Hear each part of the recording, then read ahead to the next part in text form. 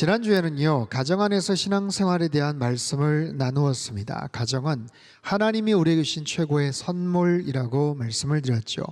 그럼에도 가깝고 편하다는 이유로, 또 항상 볼 수 있다는 그런 이유로 인해서 평상시에 감사하지 않고 늘 당연하게 생각하며 쉽게 뭔가를 비교하며 또 서로에게 상처를 주고받을 때가 참 많았다는 것을 알 수가 있습니다.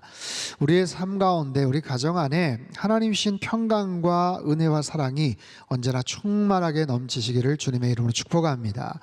오늘은요, 삶의 또 다른 중요한 영역인 일터에서의 신앙생활에 대한 메시지를 함께 나누고자 합니다. 우리의 일터에서 어떻게 우리는 크리스천으로서 살아갈 수 있을까? 아직 학생이신 분들이나 아니면 이미 퇴직을 하신 분들에게는 나랑 오늘 별로 상관이 없는 이야기가 아닐까 싶지만 그렇지 않습니다. 우리 일상에서 어떻게 믿음 생활을 해나가는가, 신실한 크리스천으로서 살아갈 수 있는가에 대한 굉장히 중요한 교훈을 담고 있어요. 우리의 삶의 모습이 여러분 가정과 우리 교회도 마찬가지죠. 주중의 모습과 주일의 우리의 모습, 교회에서의 우리의 모습과 직장에서의 우리의 모습이 때로는 너무나도 차이가 나서 때로는 굉장히 갈등을 겪거나 부끄러워하거나 굉장히 어떻게 보면 패배의식을 느낄 때도 꽤 많습니다. 어떻게 하면 우리가 일상에서 일터에서도 정말 참된 크리스천다움 그런 모습들을 가지고 살아갈 수 있을지 오늘 본문을 통해서 함께 살펴보기를 원합니다. 첫 번째, 오늘 본문에서 나타난 피고용인을 위한 원리를 살펴볼게요. 5절 말씀을 같이 읽습니다. 시작. 종들아 두려워하고 떨며 성실한 마음으로 육체의 상전에게 순종하기를 하듯하라. 아멘. 종들아, 당시 로마 시대 노예들을 가리킵니다. 그 당시에 많을 때는요, 전체 인구의 3분의 1 정도가 노예였다라고 합니다. 그런데 그런 노예들이 교회 공동체 안에서 함께 믿음 생활을 했어요. 그런 노예들이 예수님을 마음으로 믿음으로 영접하고 하나님의 자녀로서의 교회 공동체 구성원이 되었다라는 거죠. 그 속에 살아가는 크리스천된 노예들을 향해서, 하인들을 향해서 이런 메시지를 전하는 거예요. 두려워하고 떨며, 권위에 대한 존중, 진지한 태도를 의미하죠. 그리고 성실한 마음으로 성실성을 가져라. 여러분, 직장에서 여러 가지 중요한 덕목들이 요구가 되지만 가장 중요한 것이 성실성 아니겠어요? 성실한가? 나는 성실한가? 내 행동에 대해서, 내 직무에 대해서, 내 말에 대해서, 내가 하는 모든 여러 가지 일처리에 대해서 나는 성실한가? 여러분, 이것이 가장 중요한 크리스천으로서의 덕목이고, 그저 직장인으로서도 당연히 마땅히 요구가 되는 그런 책임이죠. 더 나아가서 중요한 부분, 그리스도께 하듯 하라. 너의 상사를, 상전에게 순종하기를 그리스도께 하듯 하라. 여러분, 이것이 과연 가능할까요? 1세기 노예 신분이었던 초대교회 성도들에게 이것이 얼마나 파격적인 또는 거부감을 느끼게 하는 그런 명령이었겠습니까? 그럼에도 이런 말씀을 주시는 특별한 이유가 있어요. 이후의 권면의 말씀 한 번 더 살펴보죠. 6절과 7절입니다. 시작. 눈가림만 하여 기쁘게 하는 자처럼 하지 말고 그리스도의 종들처럼 마음으로 하나님의 뜻을 행하고 기쁜 마음으로 섬기기를 주께 하듯 하고 사람들에게 하듯 하지 말라. 눈가림만 하지 말라라는 거예요. 상사가 보고 있을 때나 그렇지 않을 때나 열심히 일해야 되지 않겠냐라는 거예요. 또한 기쁜 마음으로 섬기기를 주께 하듯 하라. 주께 하듯. 아까 5절엔 그리스도께 하듯 하라 또 반복되고 있어요. 호의적이고 자발적인 태도를 넘어서서 온전히 경외하는 마음으로, 섬기는 마음으로 당신의 상전을, 리더를, 보스를, 사장님을 대하라, 그런 의미예요. 억지로가 아니라 기쁜 마음으로, 자원하는 마음으로 그렇게 하라. 여러분, 언뜻 들어도 굉장히 좀 거부감이 느껴지는 대목 아니겠어요? 과연 이것이 가능할까? 여러분, 일하는 직장에서 받는 여러 가지 스트레스들이 있습니다. 업무 과부하나 회사 내의 여러 가지 불안정한 구조 조정이나 성과 압박이나 승진 기회가 제한될 때 우리 스트레스를 받죠. 그럼에도 가장 큰 스트레스는 대인과의 관계에서의 갈등입니다. 대인 간의 갈등이에요. 동료 직원들 또는 부하 직원들, 그중에서 역시 직장 상사로부터 받는 스트레스가 가장 큰 어려움이겠죠. 이런 여러 가지 그런 상황 속에서 따분한 보고서 작성이나 반복적인 업무들, 때로는 까다로운 고객을 응대하는 여러 가지 일들 속에서 때로는 굉장히 상처를 받고 답답하고 짜증날 수 있는 일들이 참 많습니다. 그런 삶의 현장, 치열한 일터에서 과연 이런 말씀, 오늘 본문의 말씀을 과연 그대로 순종하고 따라할 수 있을까? 참 힘든 이야기예요.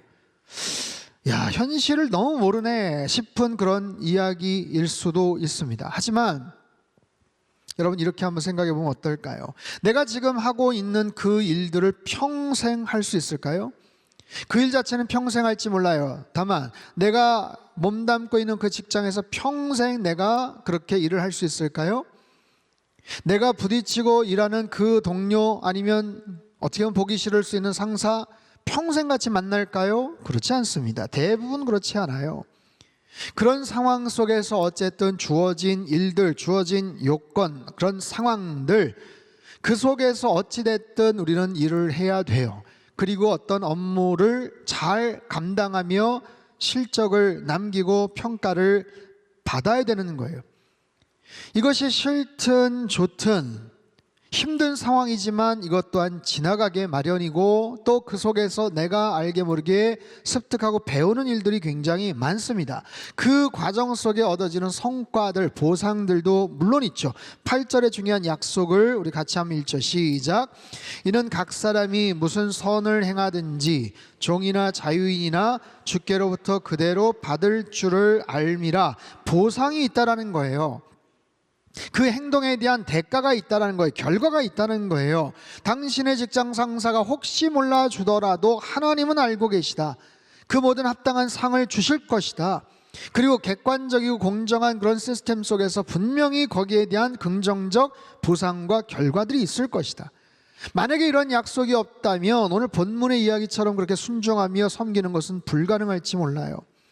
여러분, 초대교회 때 이 말씀을 처음 들었을 노예나 하인들, 정말 최악의 노동 조건에서 일했던 사람들에게도 이 말씀은 그대로 여과 없이 그냥 적용이 됐습니다. 야, 이건 너무하는 거 아니야? 야, 이건 너무 심한 거 아니야? 과연 가능할까? 튕겨낼 텐데, 뭐 이런 생각들을 하겠지만 아니에요. 그럼에도 불구하고 그대로 이 말씀들은 그렇게 선포가 되고 적용이 되었어요.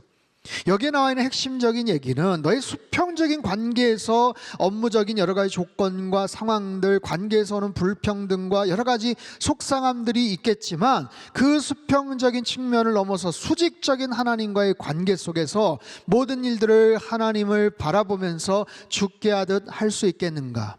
하나님이 나에게 주신 기회, 노동의 기회, 건강의 기회, 여러 가지 부분들을 여러 가지 객관적이거나 아니면은 수평적인 측면에서 그걸 가지고 불평하고 원망하기보다는 수직적인 측면에서 하나님을 바라보면서 그 일들을 할 수 있겠느냐?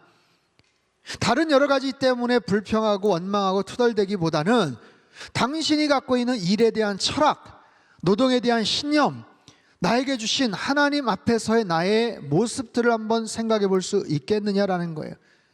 그런 상황 속에서 당신의 실력은 분명히 높아질 것이고, 사람들과의 관계 속에서 굉장히 성숙된 모습으로 존중되는 평가를 받게 될 것이다 라는 거죠. 여러분, 오늘 이 말씀은 어떻게 보면 굉장히 적용하기가 쉽지 않을 수 있어요. 사실 에베소 전체 말씀 가운데 살짝 걸리는 부분이기도 했어요. 넘어갈까? 이 내용 그냥 뛰어넘어서 그냥 말씀을 전할까 싶지만 어떻게 보면 우리에게 가장 실제적으로 필요한 그런 내용입니다.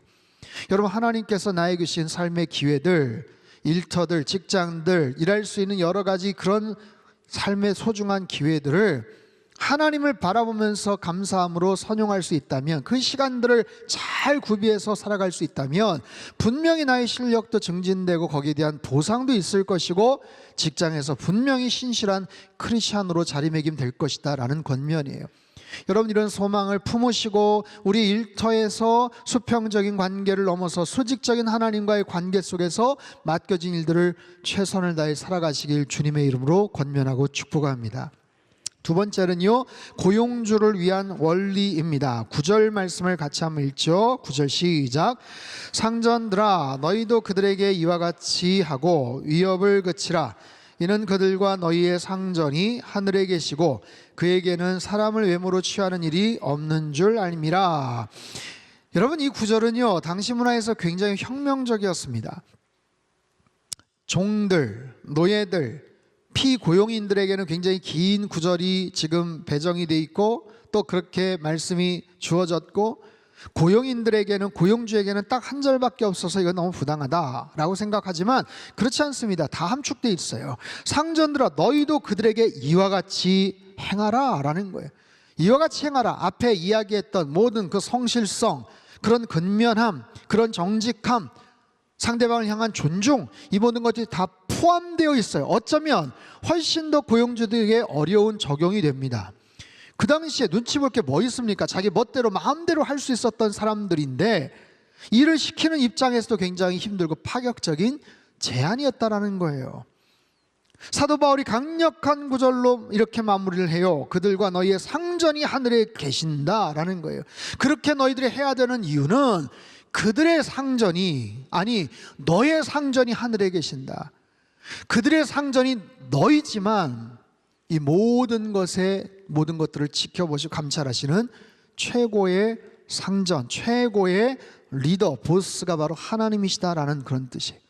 하나님 앞에서 CEO나 인턴이나 차이가 없다라는 거예요. 우리 모두가 다 하늘의 주인 앞에 서서 평가를 받게 될 것이다 라는 거죠.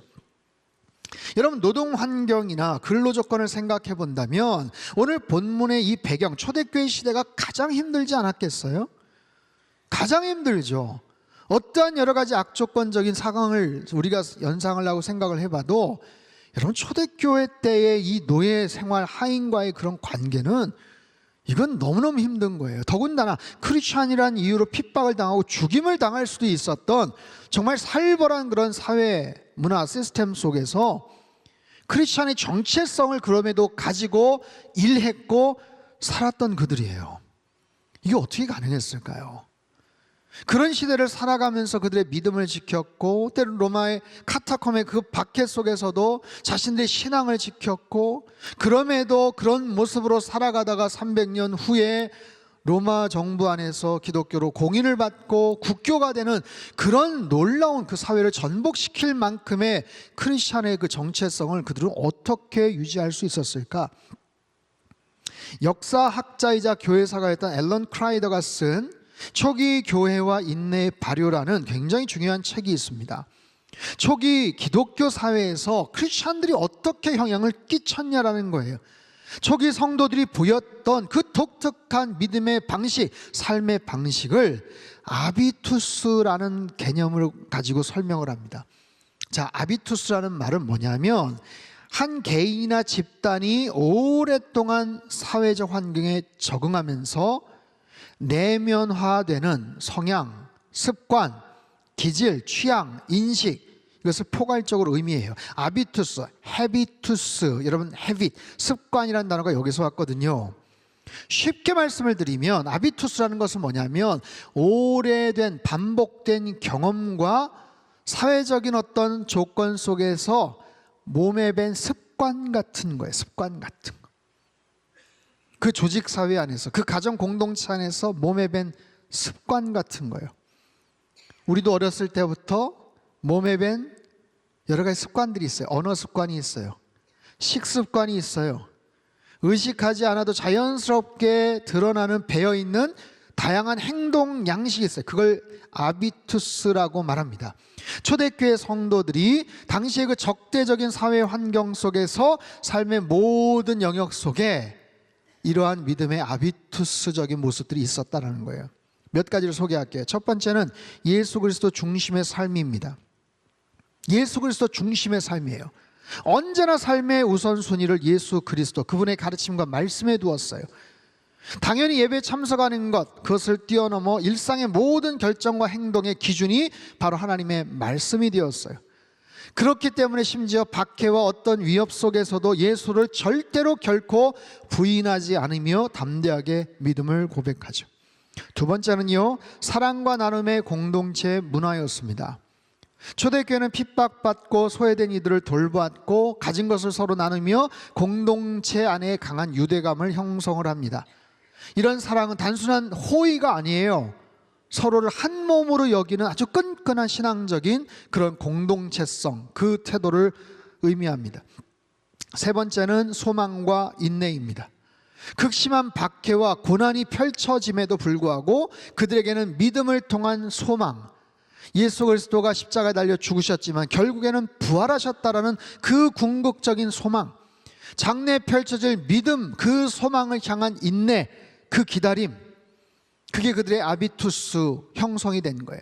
네 번째는 복음 전도의 열정입니다. 이런 확신을 갖고 살아갔기 때문에 복음의 능력을 다른 사람들에게 전하고자 하는 뜨거운 열정을 갖고 있었어요. 말뿐만 아니라 삶에 대한 모든 부분에서 복음을 증거하며 사랑을, 그리스도의 사랑을 전파했던 그들의 삶의 모습들을 말합니다. 이런 아비투스, 영적인 아비투스가 있었기 때문에 그들의 삶의 그 정체성이 그들의 고유한 크리스찬이티, 그리스도인으로서의 어떤 정체성이 잃어버리지 않고 희석되지 않고 굉장히 중요한 모습으로 나아갔다는 거죠. 그런 모습으로 일을 했고요, 그런 모습으로 가정생활을 했고요, 그런 모습으로 사회의 한 공동체, 개체로서 살아갈 수 있었다라는 거예요. 여러분, 우리의 삶 속에서 나는 크리스찬으로서의 어떤 아비투스를 지니고 있는가라는 것을 생각해 보죠. 오늘 성경 본문에서는 굉장히 중요한 핵심 포인트를 말합니다. 죽게 하듯 하라. 너의 일의 상황이, 일터의 현장에서의 조건이, 너가 만나고 함께 일하는 직장 동료가, 직장 상사가 얼마나 꼰대인지, 얼마나 갑질을 하는지, 얼마나 힘든지, 그것 때문에 너가 힘들어하고 어려워하고, 나는 내 나름대로 최선을 다했고, 나도 할 만큼 다했고, 참을 만큼 참았고, 여러 가지 기준점들을 얘기하지만 그건 다 너의 기준점 아니냐라는 거예요. 네가 생각하는 주관적인 그런 기준점 아니냐는 거예요. 거기에서 벗어나서 절대적인 기준점, 죽게 하듯 할 수 있겠느냐? 하나님께 하듯 할 수 있겠느냐? 주님께 예배 드리듯이, 주님을 섬기듯이 그렇게 할 수 있겠느냐? 수평적인 관계 속에서 높낮이와 불평함과 여러 가지 부분들을 시선을 떠나서 하나님과의 관계성 속에서 나의 어떤 직무, 일할 수 있는 직장인으로서 일터에서의 삶의 소중한 기회를 주신 그 하나님을 향해서 너의 직무를 온전하게 감당할 수 있겠느냐? 여러분, 이것은 굉장히 중요한 의미가 있습니다. 우리 상당교회는 선교적 교회입니다. 여러분, 선교적 교회는 선교를 많이 하는 교회를 의미하지 않아요. 당연히 선교를 많이 하려고 노력을 하죠. 하지만 더 본질적인 것은 doing에 있는 것이 아니라 being의 변화입니다. 선교를 더 많이, 과거보다 2배, 3배, 10배 그렇게 많이 하자라는 그런 개념보다도 나의 존재 자체가 선교적인 삶으로 전환이 되겠느냐라는 거예요. 여러분 보세요. 이런 선교적인 삶을 구체적으로 살아가고자 우리 교회는 일터 선교사 제도를 운영하고 있습니다. 작년 연말에 모집을 해서 108명이 일터에서 내가 선교사로 살겠습니다, 서약을 했고 또 파송을 받고 주부에도 이름이 나고 그런 마음을 가지고 결단을 하고 그렇게 살아가는 거예요. 여러분, 이것은 우리 모두가, 성도들이 선교에 대한 거룩한 부담이 있어요. 좋은 마음이 있어요. 그런데 나중에 기회가 되면, 나중에 은퇴하면, 나중에 돈 많이 벌면 그때 선교할게요 라가 아니라 지금 나의 삶의 현장에서 크든 작든 선교적인 삶을 살아갈 수 있게끔 하는 삶의 시각의 전환을 의미합니다. 여러분, 그것은 내가 일터 선교사로 등록을 한다, 이건 자신이 있어서가 아니에요. 내가 이미 충분히 준비되었어가 아니에요. 오히려 부족하기 때문에 그런 사모함을 가지고 준비하면 더 좋은 일꾼이 되고 일터에서도 인정받는 사람이 되고, 무엇보다도 내 남은 인생의 시간들을 정말 선교적인 삶을 살 수 있도록 도움을 받고 함께 좋은 연합체를 형성할 수 있게 된다는 거예요. 여러분, 일터 선교사가 되려면, 아니 일터 선교사가 되면 무엇보다 일을 잘하셔야 됩니다. 내가 복음에 대한 하나님을 향한 사랑과 뜨거운 열정이 있는 것 당연하지만 그거보다도 어떻게 보면 더 중요한 게 일을 잘하셔야 돼요. 실력을 갖춰야 된다는 거예요. 내가 명색이 일터 선교사라고 말하는데 대충 아무렇게나 일을 해서는 안 된다는 거죠. 거기에 걸맞는 준비와 실력을 계속해서 갖출 수 있게 노력을 하셔야 돼요. 잠언서 22장 29절 이런 말씀이 있죠. 같이 읽죠. 시작. 내가 자기의 일에 능숙한 사람을 보았느냐? 천한 자 앞에 서지 아니하리라. 여러분, 세상 일도 마찬가지예요. 자기 일에 능숙하고 정말 프로페셔널하게 실력을 갖추면 더 고귀한 일에, 더 중요한 일에 쓰임 받을 수 있는 거랑 마찬가지입니다. 우리가 요셉의 이야기를 잘 알지 않습니까? 요셉은 어디에 있든지, 보디발 장군의 집에서든지, 억울한 누명을 쓰고 감옥에 끌려가서든지, 나중에 총리가 돼서 바로의 궁전에서든지 최선을 다했고 그의 탁월함은 그의 믿음을 아름답게 증거하는 방편이 되었어요. 바로 그런 마음을 가지고 살아가는 거예요. 일터 선교사라면 우리의 일터를 선교조로 인식합니다. 여러분, 그 전환 자체가 굉장히 중요한 의미가 있어요. 왜냐하면 직장이라는 곳은 굉장히 복잡한 인간관계가 부딪힙니다. 윤리적인 굉장히 복잡하고 얽혀있는 딜레마로 가득합니다. 어려운 상사가 있죠. 경쟁적인 동료가 있죠. 비윤리적인 그런 관행들이 판을 치죠. 그 속에서 내가 일터 선교사를 어떻게 과연 살아갈 수 있을까? 어떻게 내가 섬기면서 오늘 본문의 말씀처럼 순종하며 살아갈 수 있을까? 이게 쉽지 않아요. 여러분, 일하는 사람들끼리 마음에 맞고 함께 정말 으쌰으쌰 좋은 동력을 유지하면서 살아간다면 얼마나 좋겠어요. 근데 그렇지 않을 때가 훨씬 많을걸요. 눈에 늘 가시처럼 보이고 일할 때마다 뭔가 자꾸만 부딪히고 마음에 들지 않는 그런 사람들 늘 있게 마련입니다. 여러분, 뒤집어 생각해 보세요. 내 마음에 꼭 드는 그런 사람들과 구성이 된 그런 직장이 있을까요? 그런 회사가 있을까요? 그렇지 않습니다. 그렇기 때문에 우리에게 기도가 필요하고 그것을 바라보고 감내해낼 수 있는 영적 훈련들도 필요한 거예요. 까다로운 그런 직장 생활, 일터 환경에서 선교적인 삶을 살기 위해서는요, 하나님 앞에 더 간절한 모습으로 일터를 출근하기 전에 기도하셔야 돼요. 이런 기도죠. 하나님, 오늘 주님께서 허락하신 일터로 향합니다. 맡겨진 업무를 진실하고 정직하게 최선을 다하게 하시고 함께 일하는 동료나 상사를 대할 때 주님 대하듯 겸손함과 지혜를 가지고 존중하며 대하게 하시고 주신 하루의 일과 속에서 주님의 향기를 드러내는 복된 하루 되게 하옵소서. 오늘 하루도 일터 선교사라는 정체성을 가지고 선교적인 삶을 살아가게 하옵소서. 사랑하는 성도 여러분, 오늘 설교의 제목을 한참 제가 고민을 했습니다. 삶으로 복음을 말하다. 오늘 본문의 말씀은 우리에게 그걸 질문하는 것 같아요. 너희가 일터에서 고용주로, 때로는 피고용주로 정말 그렇게 살 수 있겠느냐? 네가 알고 있는 복음의 내용대로 그렇게 살 수 있겠느냐? 네가 사랑하는 하나님을 바라보면서 정말 그렇게 살아갈 수 있겠느냐? 말로써가 아니라 너의 삶으로 너의 복음을 그렇게 표현할 수 있겠느냐? 그리스도께 하듯 그렇게 할 수 있겠느냐? 너의 직장에서 너의 직업을 가지고 여러분이 교사이든 자영업을 하시든 공무원이든 회사원이든 의사이든 식당이나 카페를 운영하든 여러분의 일터는 하나님께서 여러분에게 보내주신 선교지라는 사실을 여러분 꼭 기억하십시오. 거기서 여러분은 주께 하듯 주님께 대하듯 일하심으로 하나님께 영광을 돌리고 정말 세상에서 빛과 소금의 역할을 감당할 수 있게 될 줄 믿습니다. 말로써 전하는 것만이 아니라 우리의 삶 자체가 그리스도를, 예수님을 증거하는 우리의 삶으로 드러내는 그런 복음적인 그런 삶이 될 수 있게 된다는 거예요. 사랑하는 성도 여러분, 우리 모두는 하나님께서 부르신 거룩한 하나님의 백성이자 선교적인 삶을 살아가야 되는 귀한 책무와 그런 거룩한 사명이 우리에게 있음을 믿습니다. 삶으로 복음을 말하는 것, 어렵지만 가장 거룩하고 아름다운 인생이에요.